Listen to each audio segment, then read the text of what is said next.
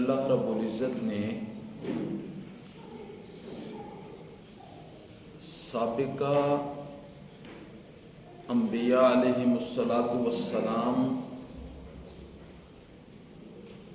کی سیرت و واقعات قرآن میں ذکر کیے۔ اللہ رب العزت نے ارشاد فرمایا کہ میرا جو نبی بھی مخلوق کے سامنے میرا پیغام لے کر آیا تو مخلوق نے دو قسم کے منصوبوں کی عمارتیں کھڑی کی۔ ایک عمارت باطنی طور پر تھی اور کچھ عمارتیں ظاہری طور پر تھیں۔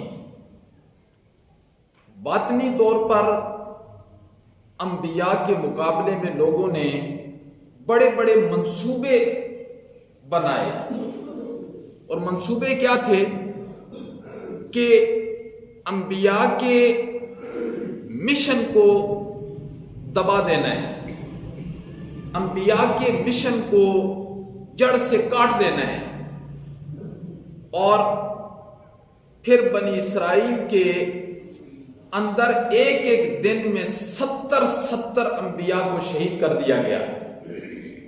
مفسرین نے لکھا ہے ایک دن میں 70 انبیاء کو بنی اسرائیل کے اندر شہید کر دیا گیا۔ باطنی طور پر بھی منصوبوں کی عمارتیں کھڑی کی اور ظاہری طور پر بھی۔ مفسرین نے لکھا ہے کہ نمرود نے اتنی بڑی بلڈنگ بنائی تھی، اتنی بڑی بلڈنگ تھی کہ اس بلڈنگ کے نیچے کئی قبائل زندگی بسر کر سکتے تھے اس بلڈنگ کے نیچے، اور جس کی لمبائی 5000 گز تھی جو نمرود نے بنائی تھی۔ اور مفسرین نے لکھا ہے کہ اس عمارت کے اندر دنیا کی ہر قسم کی عیاشی کے اڈے اس نے قائم کر دیے تھے۔ شراب پینے کے لیے لگے، جوا کھیلنے کے لیے لگے، ناچنے کے لیے لگے، زنا کرنے کے لیے لگے، عیاشی کے لیے۔ لیکن جب نمرود نے حضرت ابراہیم علیہ السلام کے مشن کو ظاہری اعتبار سے ختم کرنے کی کوشش کی تو مفسرین نے لکھا ہے کہ وہ لوگ رات کو اپنی عیاشیوں میں مصروف تھے اس بلڈنگ کے اندر۔ اللہ کا جو حکم آیا نا، وہ ساری کی ساری بلڈنگ لوگوں کے ساتھ زمین دوز ہو گئی، زمین کے اندر چلی گئی۔ قرآن نے اس سے ذکر کیا ہے، قرآن نے ذکر کیا ہے اسے۔ قرآن نے کہا کہ ہم نے ان کی عمارتوں کو، یہ دیکھتے نہیں ابھی ترکی میں کیسے زلزلے آئے، اور قوم سمود اس زمانے میں بھی زلزلے آتے تھے اور لوگ اسی طرح تباہ و برباد ہو جاتے تھے۔ قوم سمود کے لوگوں نے سوچا کہ یہ جو زمین پر گھر بنائے جاتے ہیں، ان کی دیواریں الگ ہو جاتی ہیں، چھتیں الگ ہو جاتی ہیں، لوگ مر جاتے ہیں۔ انہوں نے کہا ہم گاڑی نہیں بناتے، ہم چٹانوں کو تراش کر چٹانوں کے اندر سب کچھ بناتے ہیں۔ قوم سمود کے لوگوں نے چٹانوں کو تراشنا شروع کیا۔ حضرت صالح علیہ السلام کی قوم ہے، حضرت صالح علیہ السلام نے فرمایا 100 سال لگا دیتے ہو، 100 سال لگا دیتے ہو چٹان کو تراشنے میں۔ کہنے لگے کہ یہ جو زلزلے آتے ہیں نا، بس اس سے ہم محفوظ رہیں گے۔ آج قرآن کہتا ہے ان کی عمارتیں اسی طرح موجود ہیں، لیکن ہم نے حضرت جبرائیل کو حکم دیا کہ چیخ مارو نا۔ حضرت جبرائیل نے چیخ ماری نا، انہی عمارتوں کے اندر ان کے سینوں میں دل کیما بن کے رہ گئے، سب ختم ہو گئے۔ اللہ کہتے ہیں ہم سے بچ کر کہاں جاؤ گے؟ اس لیے قرآن کہتا ہے کہ دیکھو آج تک، آج روئے زمین پر اہل باطل اہل حق کو ختم کرنے کی کوشش میں مصروف نہیں ہے۔ یہ جب سے دنیا چلی ہے اہل حق کو ختم کرنے کی پوری کوشش کی اہل باطل نے، لیکن الحمدللہ وَقُلْ جَاءَ الْحَقُّ وَزَهَقَ الْبَاطِلُ إِنَّ الْبَاطِلَ كَانَ زَهُوقًا۔ اللہ نے فرمایا حق یہ ہم نے غالب کرنے کے لیے بھیجا ہے، غالب کرنے کے لیے، اور باطل مٹ کر رہے گا۔ تو کیا ہمیں سبق ملتا ہے قرآن کی ان باتوں سے؟ ہمیں کیا سبق ملتا ہے قرآن کی ان باتوں سے؟ ہمیں یہ سبق ملتا ہے کہ جب اللہ رب العزت کی بات ہمارے سامنے آ جائے، ہم اللہ کی بات کے مقابلے میں اپنی ضد، عناد، ہٹ درمیاں، اپنی جہالت، اپنی لا علمی کو ختم کریں اور قرآن مجید کی اس بات کو ہم سینے سے لگائیں جس کی دعوت قرآن مجید ہمیں دے رہا ہے۔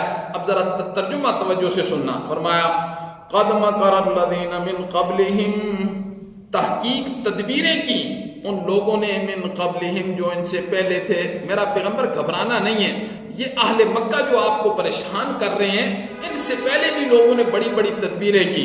پھر کیا ہوا؟ فَأَطَى اللَّهُ بُنْيَانَهُمْ، اللہ کا حکم آ گیا ان عمارتوں پر، اللہ کا حکم آ گیا ان عمارتوں پر، من القواعد، اسی عمارت کی بنیاد سے، اسی عمارت کی بنیاد سے اللہ کا حکم آیا جی۔ فَخَرَّ عَلَيْهِمُ السَّقْفُ مِن فَوْقِهِمْ، پس گر پڑی وہ عمارت ان پر، چھتوں سمیت ان کے اوپر چھت آ کر گر گئی۔ وَأَتَاهُمُ الْعَذَابُ، آ گیا ان کے پاس اللہ کا عذاب، من حیث لا یشعرون، ایسی جگہ سے جہاں سے وہ شعور بھی نہیں رکھتے تھے، ان کا گمان بھی نہیں تھا کہ ان عمارتوں کے اندر بھی یہ عمارت بھی کبھی ٹوٹے گی جو نمرود نے بنائی ہے، ان کا گمان بھی نہیں تھا۔ اللہ نے فرمایا یہ تو دنیا کا عذاب ہے، یہ تھوڑا سا عذاب ہے، بہت مختصر عذاب ہے، لیکن اصل عذاب ہم کب دیں گے؟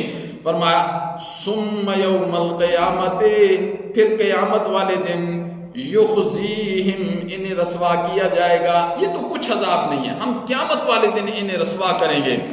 وَيَقُولُ، اور اللہ کہے گا، أَيْنَ شُرَكَائِيَ الَّذِينَ كُنْتُمْ تُشَاقُّونَ فِيهِمْ، اللہ کہیں گے بولو اے، تم کہتے تھے بڑے کرنیاں والے ہیں، بھرنیاں والے ہیں، ڈنڈے کے زور سے لے جائیں گے، بولو کدھر ہیں، کدھر ہیں تمہارے داتے، تمہارے گانج بخش؟ اللہ کہیں گے بولو کدھر ہیں؟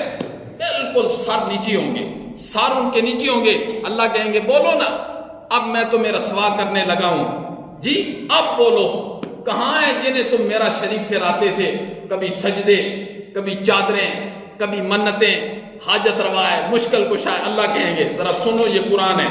فرمایا وَيَقُولُ، اور کہا جائے گا، أَيْنَ شُرَكَائِيَ الَّذِينَ كُنْتُمْ تُشَاقُّونَ فِيهِمْ، کہاں ہیں میرے شریک وہ جن کے بارے میں تم جھگڑے کیا کرتے تھے، جھگڑے کیا کرتے تھے؟